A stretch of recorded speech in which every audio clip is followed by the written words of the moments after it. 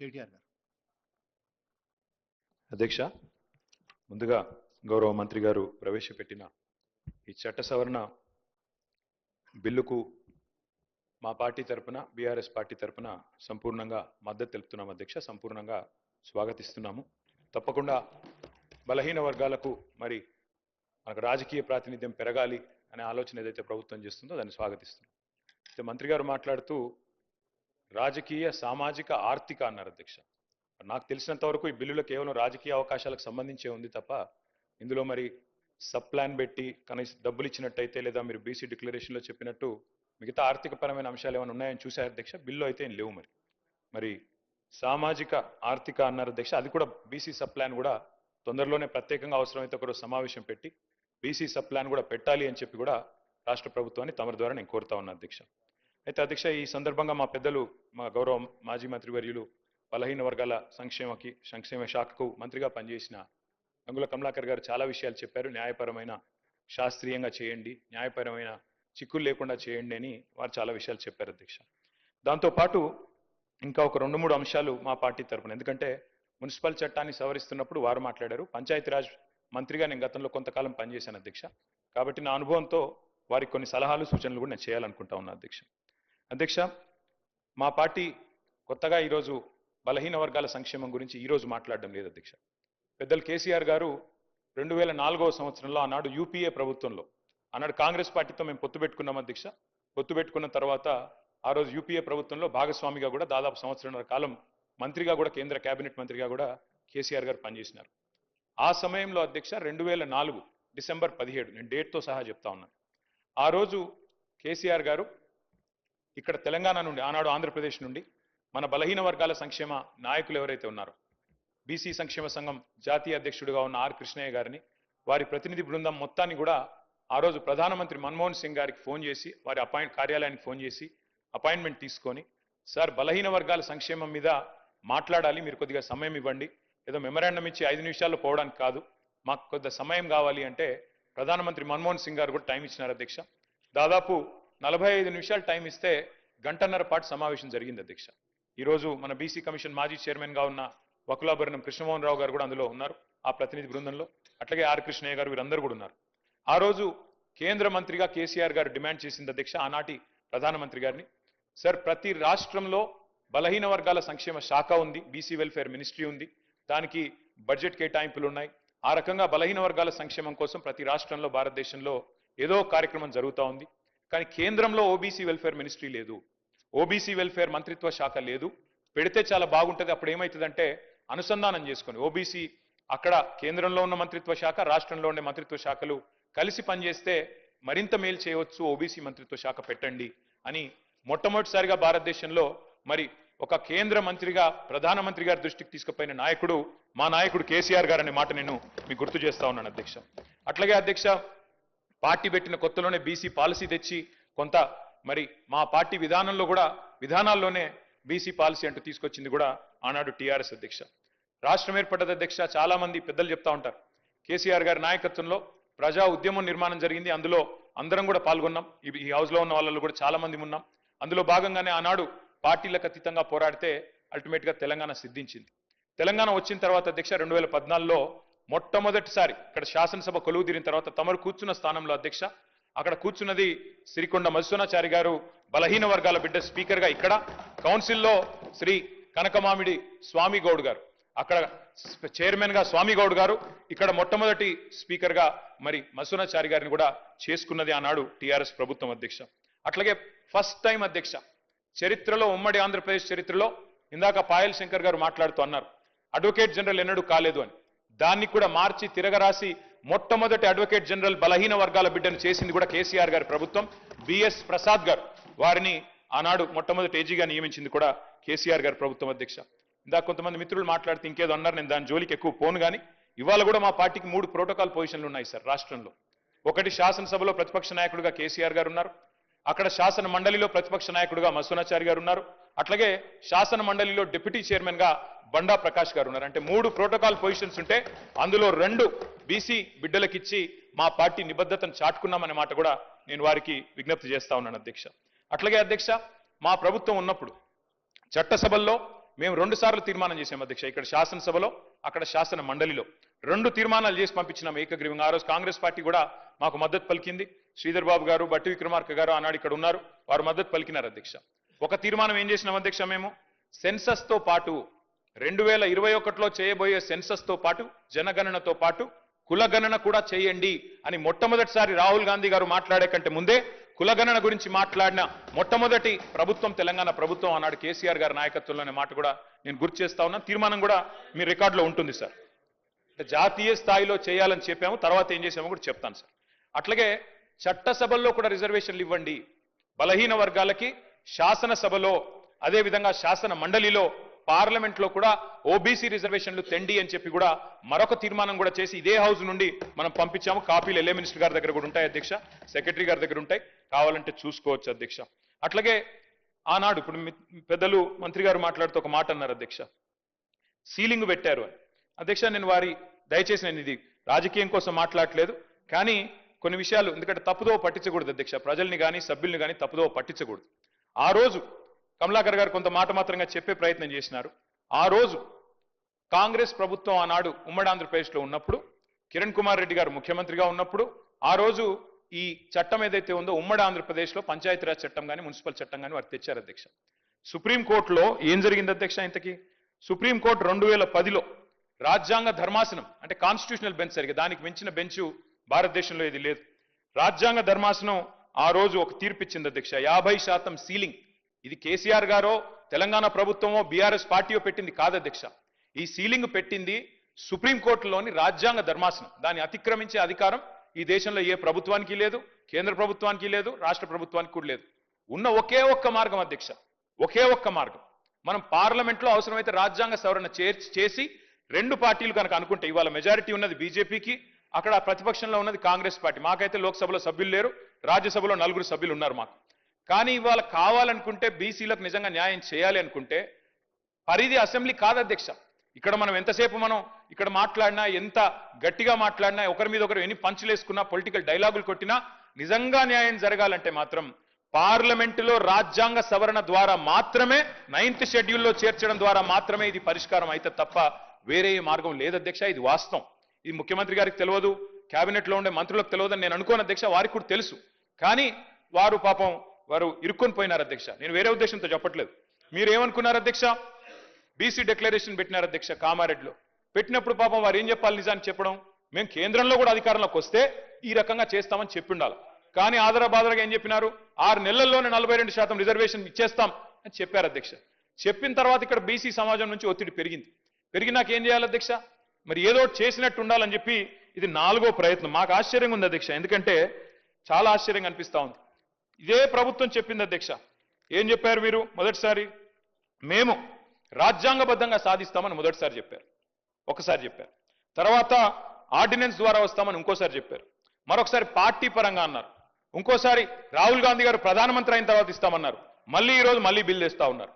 అంటే ఒకటే పార్టీ 5 రకాలుగా మాట్లాడితే, 5 సందర్భాల్లో మాట్లాడితే ఈ రాష్ట్రంలో ఉన్న బీసీ బిడ్డలు చూస్తలేరా అధ్యక్ష? అర్థం చేసుకుంటలేరా మీ నిజాయితీని కానీ, మీ చిత్తశుద్ధిని కానీ? అంటే చిత్తశుద్ధి లేని శివ పూజ చేస్తూ ఇవాళ ప్రతిపక్షం మీద నెపం పెట్టి తప్పించుకుంటామంటే కుదరదు అధ్యక్ష. మేము ఇప్పటికి కూడా చిత్తశుద్ధితో చెప్తున్నాం, సిన్సియర్గా చెప్తున్నాం, సంపూర్ణంగా స్వాగతిస్తాము. మీరే చెప్పారు, గౌరవ ముఖ్యమంత్రి గారు చెప్పారు అధ్యక్ష, ఇదే హౌస్లో చెప్పారు మార్చిలో. ఏమన్నారు అధ్యక్ష? కేసీఆర్ ప్రభుత్వం ఉన్నప్పుడు కూడా 37% రిజర్వేషన్ స్థానిక సంస్థల్లో ఇవ్వాలి అని చెప్పి ఇక్కడ నుంచి బిల్లు పంపించారు పార్లమెంట్కి. పార్లమెంట్ నుంచి ప్రెసిడెంట్ ఆఫ్ ఇండియాకి పోయింది, ఇంకా ప్రెసిడెంట్ ఆఫ్ ఇండియా దగ్గర పెండింగ్ ఉంది. ఇప్పుడు మనం 42% సాధించాలి అంటే ఆ 37% అని పంపిన ఫైల్ మేము వెనకకు తెప్పించి ఈ 42% పంపిస్తాం ప్రెసిడెన్షియల్ అసెంట్ కోసం అని చెప్పినారు. మరి నేను అడుగుతా ఉన్నా అధ్యక్ష, ఆ రోజు మేము చిత్తశుద్ధితో ప్రయత్నం చేయలేదా? మేము 37% బిల్లు పంపలేదా? ఆ రోజు మరి అంత ప్రయత్నం చేసిన మమ్మల్ని పట్టుకొని ఇవాళ నోటికొచ్చినట్టు మాట్లాడితే ఇది మంచిదా? దయచేసి ఆలోచించండి. ఇంకొక మాట కూడా నేను అడుగుతా ఉన్నా అధ్యక్ష. రాజ్యసభ సభ్యులు మాకు ఇవాళ 4 ఉన్నారు అధ్యక్ష. మా పార్టీ ప్రభుత్వంలో ఉన్ననాడు మాకు అవకాశాలు వస్తే పెద్దలు కేశవరావు గారు, పెద్దలు డి శ్రీనివాస్ గారు, పెద్దలు బండా ప్రకాష్ గారు, పెద్దలు లింగయ్య యాదవ్ గారు, పెద్దలు గాయత్రి రవిచంద్ర గారు, వద్దిరాజు రవిచంద్ర గారు, వీరందరినీ కూడా 5గురిని రాజ్యసభకు నామినేట్ చేసింది బలహీన వర్గాల బిడ్డల్ని కేసీఆర్ ప్రభుత్వం కాదా అధ్యక్ష? అవకాశం వచ్చినప్పుడు అద్భుతంగా ఇవన్నీ చేయలేదా మేము? అట్లాగే ఇంకొక మాట కూడా నేను అడుగుతా ఉన్నా అధ్యక్ష. ఎస్, రాహుల్ గాంధీ గారు ఒక నినాదం ఇచ్చారు అధ్యక్ష. జిత్నా ఆబాదీ ఉత్నా హక్, జిత్నీ భాగేదారీ ఉత్నీ హిస్సేదారీ. మంచి మాట అధ్యక్ష, మంచి మాట, మంచి ఆలోచన, డెఫినెట్లీ ఆచరణీయం, అనుసరణీయం, తప్పకుండా సాధించాలి. కానీ నేను అడుగుతా ఉన్నా అధ్యక్ష, రాహుల్ గాంధీ గారు ఇవాళ ఓట్ చోరీ గురించి దేశం అంతా మాట్లాడుతున్నారు. మరి 42% రిజర్వేషన్ విషయంలో ఇక్కడ జరిగిన ప్రయత్నాన్ని ఎందుకు వారు పార్లమెంట్లో లేవనెత్తలేరు? కాంగ్రెస్ పార్టీకి 100 మంది ఎంపీలు ఉన్నారు అక్కడ. మీరెందుకు గట్టిగా పట్టుబడతలేరు? పార్లమెంట్లో 42% మీద అక్కడ కదా జరగాల్సింది చర్చ, అక్కడ కదా జరగాల్సింది రాజ్యాంగ సవరణ. అక్కడ చేయాల్సిన ప్రయత్నం చేయకుండా ఇక్కడ ఎంత చేస్తే కంఠశోష తప్ప ఏమొస్తుంది అధ్యక్ష? అల్టిమేట్ గా చేయాల్సిన చోట చేయాల్సిన కాడ ప్రయత్నం చేయకుండా ఇక్కడ ఉండే మన బీసీ బిడ్డల్ని మభ్యపెట్టడానికో రేపు స్థానిక సంస్థల ఎన్నికల్లో కొంత ప్రయోజనం పొందడానికో ప్రయత్నం చేసినా ఇవాళ మేధావులు, జస్టిస్ ఈశ్వరయ్య గౌడ్ లాంటి మేధావులు, మన మాజీ రిటైర్డ్ అధికారి చిరంజీవులు గారు లాంటి మేధావులు అందరూ కూడా మాట్లాడుతున్నారు. బలహీన వర్గాల బిడ్డలు బయట వేదికల్లో మాట్లాడుతున్నారు. రాజ్యాంగ సవరణ చేయాలని చెప్పి కోరుతా ఉన్నారు. అధ్యక్ష, డిక్లరేషన్ ఒక్కటే సరిపోదు, డెడికేషన్ కూడా ఉండాలి అధ్యక్ష. డెడికేషన్ ఉంటే తప్పకుండా ప్రజలు హర్షిస్తారు, స్వాగతిస్తారు. మిమ్మల్ని నేను కోరుతా ఉన్నా అధ్యక్ష, మీరు చేసినారు ప్రయత్నం, ఒక హౌస్ హోల్డ్ సర్వే చేసినారు మీరు, దాని పేరు సిఈపిసి ఏదో పెట్టినారు. మాట్లాడితే మమ్మల్ని అంటారు కేసీఆర్ పాల్గొనలే, కేటీఆర్ పాల్గొనలే, హరీష్ రావు. సార్ మేము ముగ్గురం అఫిడవిట్లు ఇచ్చినాం, ఎలక్షన్ అఫిడవిట్లు మీ కాడనే ఉన్నాయి, ఎలక్షన్ కమిషన్ కార్డు ఉన్నాయి.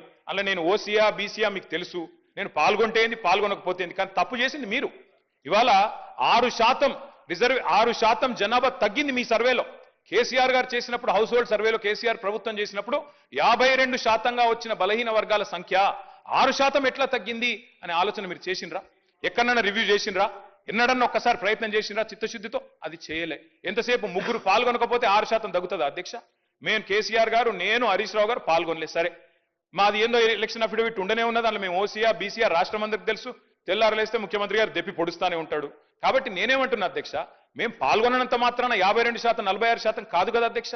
ఇవాళ నిజంగా బలహీన వర్గాలకు చిత్తశుద్ధితో మీరు సేవ చేయాలనుకుంటే మీరు చెప్పిండాలా, డిక్లరేషన్ పెట్టినప్పుడే చెప్పిండాలా. కండిషన్స్ అప్లై, రాహుల్ గాంధీ ప్రధానమంత్రి అయితేనే ఇస్తాం, లేకపోతే ఇయ్యమని చెప్పిండాలా. అది మీరు చెప్పలేదు. ఇవాళ మీరు మమ్మల్ని అంటా ఉన్నారు. ఇంకొక మాట నేను అడుగుతా ఉన్నా, మా పొన్నం ప్రభాకర్ అన్న అంటే మాకు గౌరవం. వారు నిజంగా కూడా తప్పకుండా ఉద్యమంలో పాల్గొన్న వ్యక్తి. ఆనాడు పార్లమెంట్లో చట్టంలో కేసీఆర్ గారు స్వయంగా చెప్పారు, మేము చెప్పడం కాదు అధ్యక్ష, కరీంనగర్లో మీటింగ్ పెట్టి మరీ చెప్పారు. బ్రహ్మాండంగా కొట్లాడుతున్నాడు మా పొన్నం ప్రభాకర్ అన్న పార్లమెంట్ సభ్యుడిగా అని చెప్పారు అధ్యక్ష. We stand by that. మీరంటే గౌరవం ఉంది. వారిని నేను కోరుతా ఉన్నా అధ్యక్ష, వారు చెప్పాలి. ఇవాళ మీరు ఆలోచన చేయండి. బీసీ సబ్ ప్లాన్ అని చెప్పారు, తేవట్లేదు సార్, పెట్టండి. రేపు ఎల్లుండి హౌస్ పెడతారా, ఇంకో నిమజ్జనం తర్వాత పెడతారా, మీ ఇష్టం.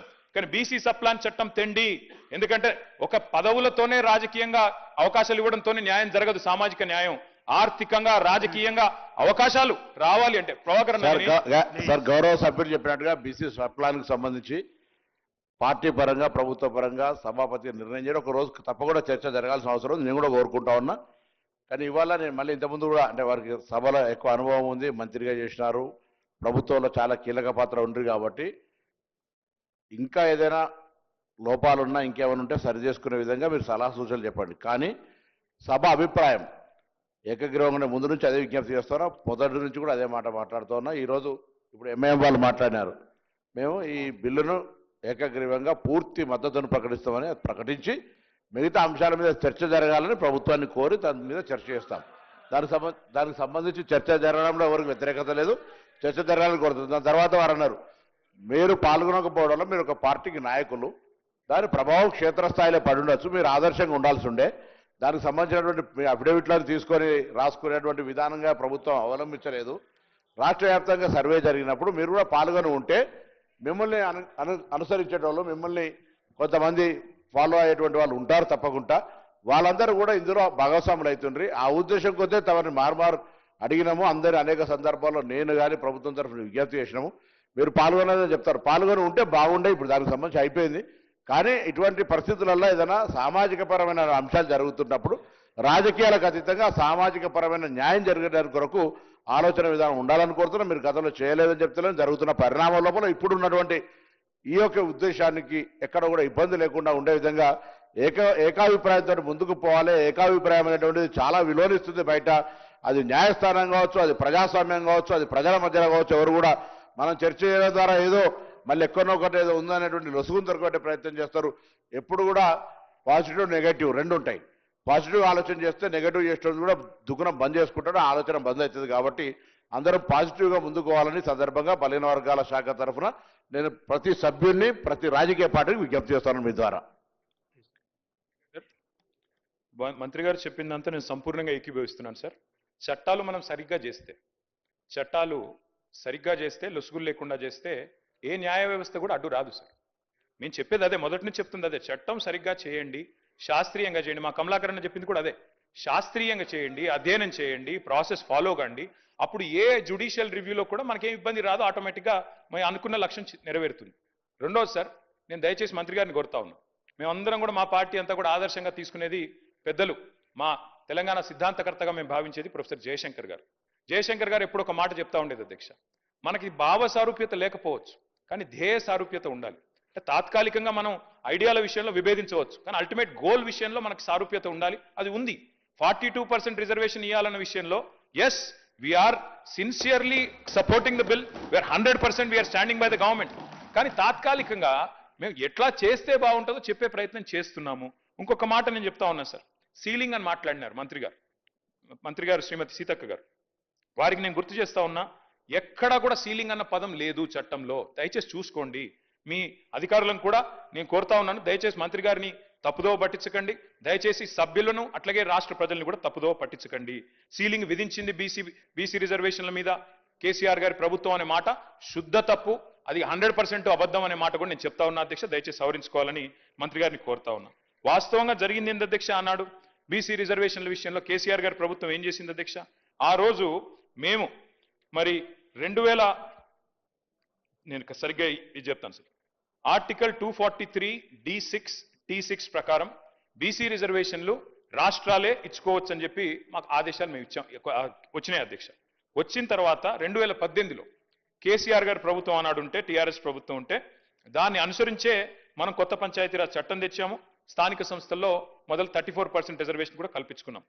జీవో నంబర్ 396 ఆ రోజు ప్రభుత్వం, ఇప్పుడు మీ దగ్గర ప్రభుత్వంలో ఇవన్నీ కూడా ఉంటాయి చూసుకోండి, 396 ఇచ్చారు అధ్యక్ష కేసీఆర్ గారి ప్రభుత్వం, 34% రిజర్వేషన్ కల్పిస్తూ. అయితే వెంటనే ఇక్కడ నేను ఈ విషయం వాస్తవంగా చెప్పొద్దు అనుకున్నాను అధ్యక్ష, కానీ చెప్పక తప్పట్లేదు. ముఖ్యమంత్రి గారు మరి సభ్యులను రాష్ట్రాన్ని తప్పుదోవ పట్టించినప్పుడు చెప్పక తప్పదు. వెంటనే